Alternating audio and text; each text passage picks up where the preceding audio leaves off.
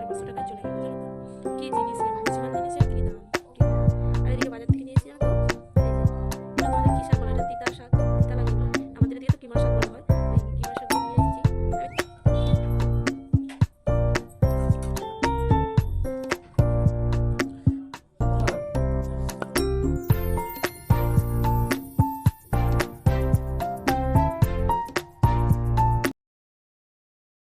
রাধে রাধে বন্ধুরা, কেমন আছো তোমরা? আশা করছি তোমরা সবাই খুব ভালো আছো, আমিও ভালো আছি।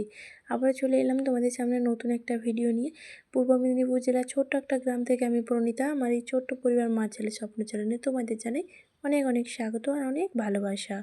আজ হলো মঙ্গলবার এই যে ঘড়িতে এখন বাজে প্রায় 8:30। তো এখন থেকে ভিডিওটা শুরু করলাম তোমাদের সাথে নিয়ে।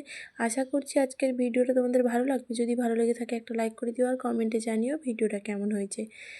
তো বাপের বাড়িতে এসেছিলাম, এখন আজকে মঙ্গলবার বললাম তোমাদের। তো সকাল সকালে যে বেরিয়ে পড়েছি, অনেকক্ষণ আগের থেকে বেরিয়ে গেছি, কিন্তু বাবার তো দেরি হয়ে যাচ্ছে বলে বাবা চলে গেল বাজারে। আর আমি এখন টোটোতে করে যাব, তাই জন্য বেরিয়ে রেডি হয়ে একদম বসে আছি। আর এই যে ছেলে বসে আছে, ব্যাগগুলোও রেডি হয়ে গেছে, আর মেয়ে চলে গেছে ওইদিকে মানে বৌদি দাদার কাছে। কিন্তু মাঝখানে ওই যে বাড়ি মানে যাওয়ার সময় কোনো অসুবিধা হয় না, কিন্তু আসার সময় এত কেন অসুবিধা হয় আমি বুঝতে পারি না। তো শরীরটা ভীষণ খারাপ, মানে প্রচুর যেন অস্বস্তি লাগছিলো। এই জন্য না চেয়ারে অনেক সময় বসে বসে না একটু ঘুমিয়ে নিয়েছি, বসে বসে চেয়ারে একটু বসেছিলাম। তারপরে এখন একটু শরীরটা ঠিক ঠিক লাগতে, তো এখন এই যে চেঞ্জ করেছি। আর এক কাঁধে জামা কাপড় রয়ে গেছে, সেগুলো ধুতে হবে। আর এদিকে ব্যাগ থেকে এখন মা যে দিয়েছে সেগুলো বের করছি। এই যে এগুলো একজন ঠাকুমার কাছ থেকে নিয়ে এসেছি। কালকে কুলের আচার করেছিল, এর মধ্যে কুলের আচার আছে। আর নতুন জিনিস এই দেখো, এ কী বলো তো, তোমরা কি জানো? এটা আমার বাপের বাড়িতে আগে আগে প্রচণ্ড হতো, মানে আমাদের বাপের বাড়ির ওই দিকটায়। কিন্তু এখন চাষ হয়ে যাওয়ার জন্য এগুলো আর হয় না। এগুলো হয়, তবে আমার বাপের বাড়ির সাইডে হয় না, অন্য সাইডে হয়।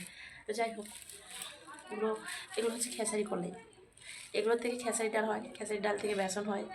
যাই হোক, এগুলো খেসারি কলাই কাঁচাগুলো, এগুলো তুলে নিয়ে একজন দিয়ে গেছিলো আমার বাপের বাড়িতে। তো মা আবার সেখান থেকে আমাকে অল্প একটু দিয়েছে। এগুলো সেদ্ধ করে খাওয়া হয় আর ভাজা করে খাওয়া হয়। আর এটা তো থাকবেই, এটা তো গজা আমার ছেলে নিয়ে এসছে। আর দেখো, পুজোর সময় বাতাসা দিয়েছিল, আবার আর পুজোর আজকে আবার বাতাসা দিয়েছিল। পেঁপের কাছে ছিল তো, দেখো কিরকম দাগ হয়ে গেছে।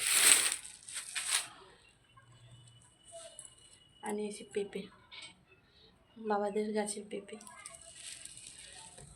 মানে এই ব্যাগটা যতবার আমার বাড়িতে আসে নিয়ে যাই, আবারও নিয়ে চলে আসি, মানে তাদের বাড়িতে আর রাখতে হয়নি। আর একটু ফুল নিয়ে এসেছিলাম পুজো দেবো বলে।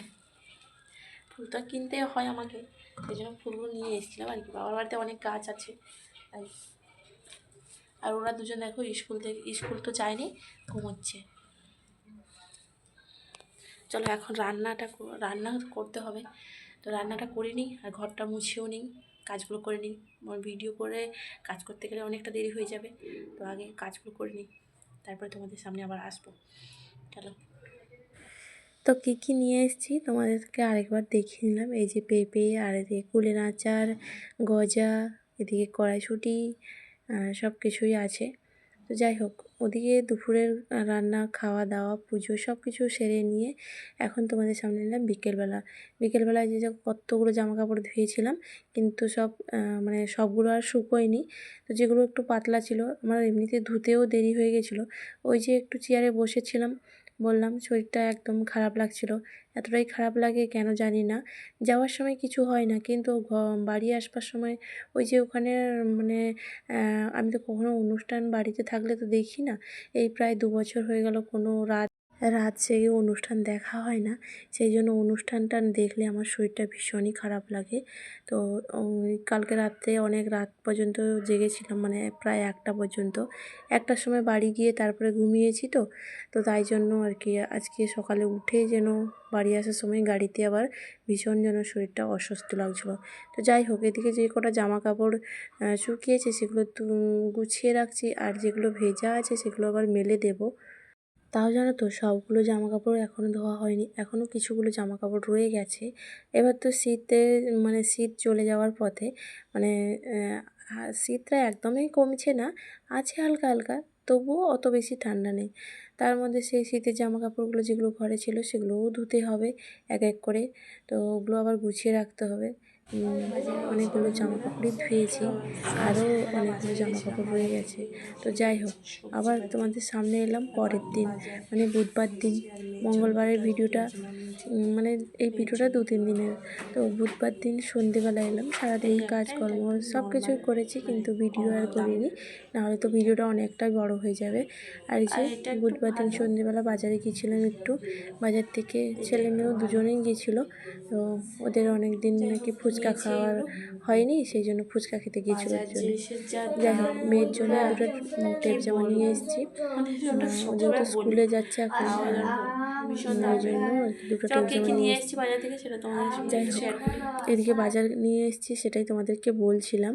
জানো তো মানে এত সবজি জিনিসের, মানে ভুসিমাল জিনিসের বলো, সব জিনিসের এত দাম বেড়ে গেছে, কি বলবো।